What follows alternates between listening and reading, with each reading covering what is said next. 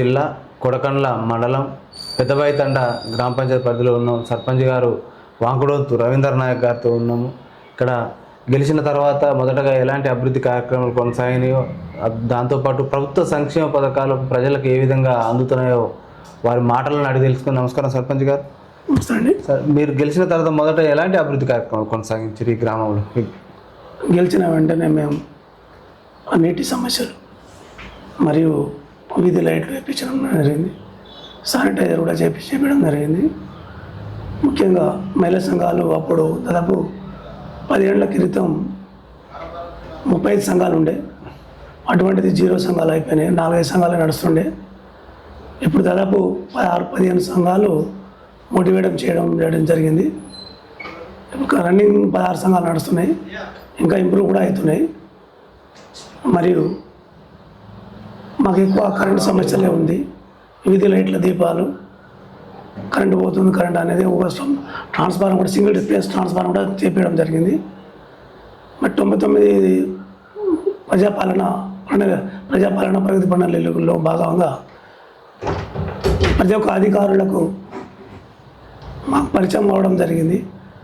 మా MLA SSV Reddy గారి ఆధ్వర్యంలో ఏ చిన్న సమస్య వచ్చినా కూడా మేము మంచిగా చేసుకుంటూ పోతున్నాము. స్కూల్లో వైద్యంపై ఎట్లాంటి చర్యలు చేపడుతున్నారు మీరు? అప్పుడు ప్రైవేట్ స్కూల్లో కొంతమంది పోటాపోటీగా పంపించేది. వాళ్ళు పంపిస్తున్నారు, నేను ఎందుకు పంపించాలనే ఆలోచన మీద పంపించేది. విద్యాపరంగా అయితే మాత్రం గవర్నమెంట్ కూడా మంచి ఏదైనా స్కూల్లో మరమ్మతులు కానీ ఏదైనా ఉన్నా కూడా చేపిస్తున్నారు. గవర్నమెంట్ చేపిస్తుంది. మరియు స్కూల్లో పిల్లలు కూడా మంచి ఆలోచనతో గవర్నమెంట్ స్కూల్లో కూడా జాయిన్ అవుతున్నారు. అడ్మిషన్లు కూడా ఎక్కువ జరుగుతున్నాయి. గ్రామంలో ప్రధానంగా త్రాగునీరు కావచ్చు, డ్రైనేజీ, రోడ్లు, వీటి పరిష్కారానికి ఎలాంటి చర్యలు చేపడుతున్నారు? డ్రైనేజీ అయితే పాత డ్రైనేజీ ఉందండి. పాత డ్రైనేజీలు మొన్ననే కాలువ సాఫ్ చేయించిన మురికి కాలువ. మరియు రోడ్లు ఎట్లా పరిశుభ్రంగా? రోడ్లు శానిటైజర్ రోడ్లు మంచిగానే ఉన్నాయండి. సీసీ రోడ్డు గిట్లా మంచిగానే ఉన్నాయి. కాకపోతే కొన్ని రోడ్లు వేయించేది ఉంది, అవి కూడా వేపిస్తాం. ఇప్పుడు గ్రామంలో ప్రధానంగా మహిళా సంఘాల అభివృద్ధి కోసం ఎలాంటి చర్యలు చేపడుతున్నారు మీరు? మహిళా సంఘాలకు ఇప్పుడు మన ఒక మహిళా సంఘం బిల్డింగ్ శాంక్షన్ అయింది. అది త్వరలో కూడా మేము దానికి భూమి పూజ చేసి ప్రారంభిస్తామని అనుకుంటున్నాం. యువత కోసం లైబ్రరీ ఏర్పాటు చేశారా? చదువుకోవాలనేది ఆలోచన చేపించడం జరిగింది. చెప్తున్నాం కూడా. చదువుకుంటేనే ఒక ఇల్లు బాగుంటుంది. ఒక యువత చదువుకుంటేనే మన ఒక ఊరు బాగుంటుంది అనే ఆలోచన యువతనే ఎక్కువ వాళ్ళకి తెలిసి చెప్పడం జరుగుతుంది. యువత ప్రధానంగా వారు మత్తుపానీలకు అలవాటు పడి వారి యొక్క ఉజ్వల భవిష్యత్తు ఆగం చేసుకుంటున్నారు. వాళ్ళు చైతన్యం తీసుకురావడానికి మార్పు కోసం పోలీసు వారి సహకారంతో ఎలాంటి సదస్సులు నిర్వహిస్తున్నారు మీరు? పోలీసు వారి సహకారంతో సీసీ కెమెరాలు కూడా పెడదామని అనుకున్నాము. ఈ వారంలో సీసీ కెమెరాలు కూడా పెడుతున్నాం. మత్తు పదార్థాలకు కూడా దూరం ఉండాలని గ్రామంలో చెప్పడం జరుగుతుంది. గ్రామ సభలు కూడా 2-3 సార్లు చెప్పినాము. ఈ బెల్ట్ షాపుల నియంత్రణ కోసం మీ గ్రామ పంచాయతీ ఎలాంటి చర్యలు చేపడుతుంది? ఏమైనా నోటీసులు ఇచ్చారు? బెల్ట్ షాపులు కొన్ని తక్కువనే ఉన్నాయండి. మాకు ఒక 2 ఉన్నాయి. వాళ్ళు కూడా చిన్నపిల్లలకు వస్తే బెల్ట్ షాపులో మీరు మందు బాటిల్ కూడా ఇవ్వద్దు అని కూడా చెప్పడం జరుగుతుంది. వాళ్ళు కూడా పాటిస్తున్నారు. మీ గ్రామం నుంచి ఇక్కడ మహిళలు మా దృష్టికి ప్రజలు మా తీసుకొచ్చారు. కొంచెం ప్రమాదాలు కూడా ఎక్కువ అవుతున్నాయి అంటున్నారు. వీటికి ఏమైనా జీబ్రా లైన్స్ కానీ బ్రేక్ లైన్స్తో పాటు సోలార్ సిగ్నల్స్ ఏర్పాటు చేయాలంటున్నారు. ఏమైనా మీ గ్రామ పంచాయతీ ఏమైనా చర్యలు చేపడుతుందంటారా ఈ భద్రత విషయంలో, రోడ్డు భద్రత విషయంలో? కంపల్సరీ అండి. రోడ్డు భద్రత విషయంలో కూడా మేము ఎస్ఐ గారి ఆధ్వర్యంలో ఇక్కడ రోడ్ సేఫ్టీ గురించి మన no helmet, no village, no entry అన్నట్టు దాన్ని కూడా చెప్పడం జరిగింది. ఈ వర్షాకాల సీజన్ స్టార్ట్ అయింది. ఇక పరిసరాల పరిశుభ్రతతో పాటు పర్యావరణ పరిరక్షణ కోసం మొక్కల పెంపకం ఎట్లా కొనసాగుతుందంటారు? మొక్కల పెంపకం నర్సరీ కూడా పెట్టినామండి. 5-6 లక్షలు, 5-6 వేలు. ఇప్పుడు రేపు సీజన్, రేపు వర్షాకాలం వస్తే జూన్ ఇంకా 10-15 రోజుల్లో మొక్కలు కూడా పెట్టడం జరుగుతుంది. ప్రభుత్వ సంక్షేమ పథకాలు ప్రజలకు ఏ విధంగా అందుతున్నాయి అంటారు? మంచి ప్రశ్న అండి. గవర్నమెంట్ నుంచి ఎప్పుడు లేని విధంగా 10 సంవత్సరాలు పేదవారికి ఎవరికి రేషన్ కార్డు రాలేదు. అందరికీ బియ్యం కార్డులు వచ్చినాయి, రేషన్ కార్డులు వచ్చినాయి. మరియు ఇంకా చిన్న చిన్న ఇందిరమ్మ ఇండ్లు కానీ, ఇందిరమ్మ ఇండ్లు దాదాపు మాకు 10-15 ఇళ్ళు వచ్చినాయండి. దాంట్లో నా కనీసం ఒక 8 కంప్లీట్ అయినాయి. మన 2 గృహప్రవేశం కూడా జరిగింది. మహాలక్ష్మి కానీ, గృహలక్ష్మి కానీ, అది మన మహాలక్ష్మి ఇందిరమ్మ ఇండ్లు. ఇంకోటి చూస్తే మన 200 యూనిట్ల కరెంటు, అది మంచిగా. ఇప్పుడు నేను కూడా 200 యూనిట్లనే ఉన్నదండి. నాకు మంచిగా ఉన్నది.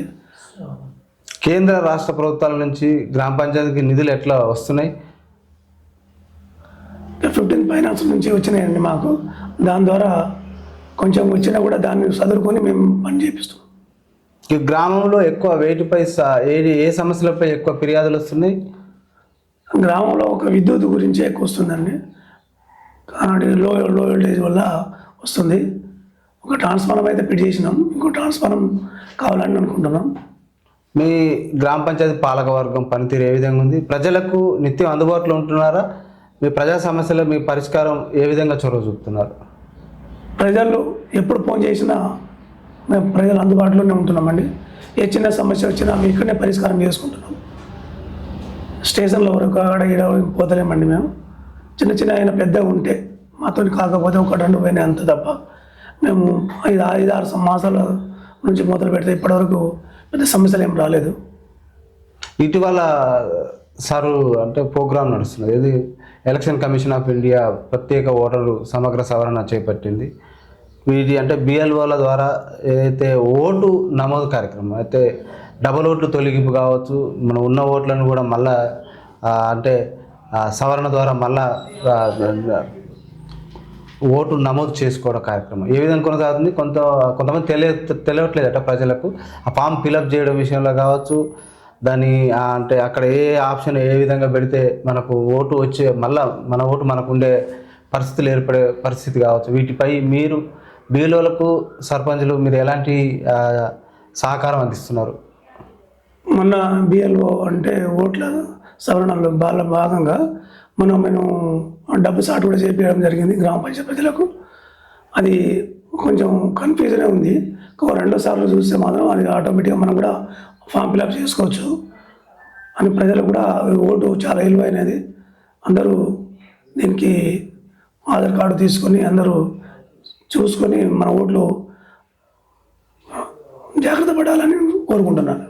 ఎట్లా ప్రజల నుంచి ఎలాంటి స్పందన కావస్తుంది? ఏమైనా సమస్యలు ఏమైనా వస్తాయి? ఏటిపై ఎక్కువ సమస్యలు వస్తున్నాయి? సమస్యలు దేని మీద వస్తున్నాయి అంటే ఆధార్ కార్డు, మనకు డేట్ ఆఫ్ బర్త్ సర్టిఫికేట్ అడగడం జరుగుతుంది. కొందరి దగ్గర జిరాక్స్లు లేవు కాబట్టి కొంచెం లేట్గా అవుతుంది.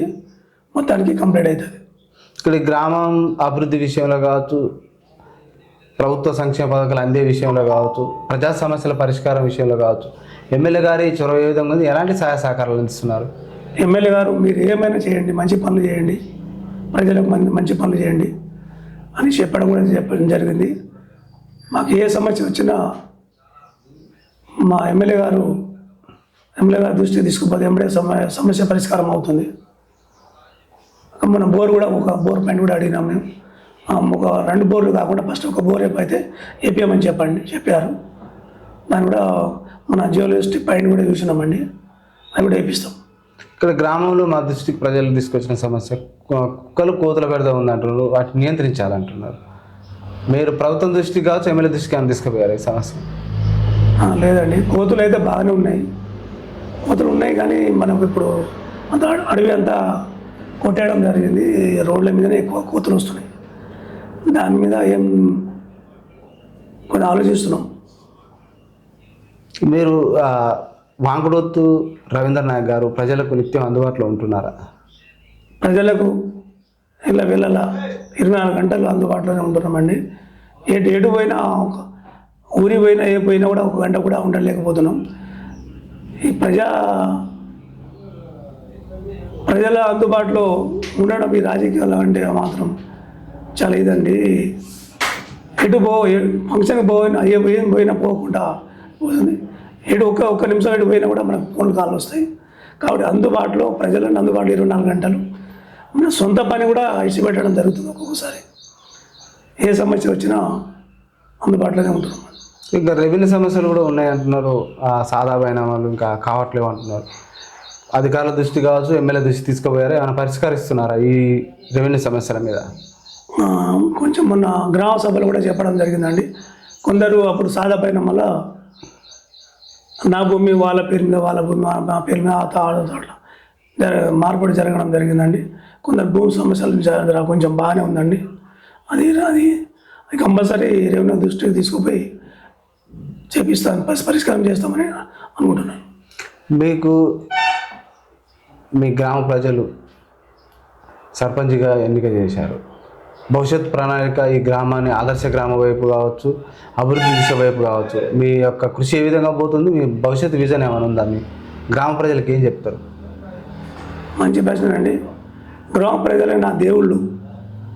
నేనే సర్పంచ్ కాదు, గ్రామ ప్రజలు కూడా సర్పంచే అని అనుకొని ప్రమాణ స్వీకారం చేసినప్పుడే చెప్పడం జరిగిందండి. అందరూ ఏ పార్టీ ఆ పార్టీ కానీ చూడకుండా అందరూ సమానంతో కలిసి మన గ్రామానికి ఆదర్శ గ్రామంగా తీర్చాలని మనస్ఫూర్తిగా ప్రజలను కోరడం జరిగిందండి. ఆ సిద్ధాంతంతోనే నేను కూడా పనిచేస్తున్నాను. ఇక్కడ ఈ గ్రామ పంచాయతీలో మేజర్ సమస్యలు కొన్ని ఉన్నాయి అంటున్నారు. మరి ఆ పరిష్కారానికి ఎమ్మెల్యే గారికి కావచ్చు, ప్రభుత్వానికి ఏమన్నా మీరు విన్నవించారా? గ్రామ సమస్య ఒకటేనండి, ఏం లేదు. రెవెన్యూ పరంగా కొంచెం ఉన్నదండి.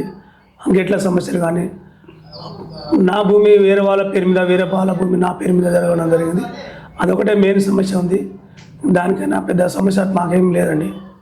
గ్రామంలో చిన్న చిన్న తగాదాలు కావచ్చు, చిన్న చిన్న అక్కడక్కడెక్కడ మనస్పర్ధలు వచ్చిన మీరు ఒక గ్రామ ప్రథమ పౌరుడిగా, ఒక సర్పంచ్గా మీరు ప్రజా సమస్యల పరిష్కారానికి మీరు ఏ విధంగా చొరవ చూపుతున్నారు? ప్రజలకు ఏ సమస్య వచ్చినా నా సమస్య అనుకొని 24 గంటల్లోనే పరిష్కారం చేస్తున్నానండి.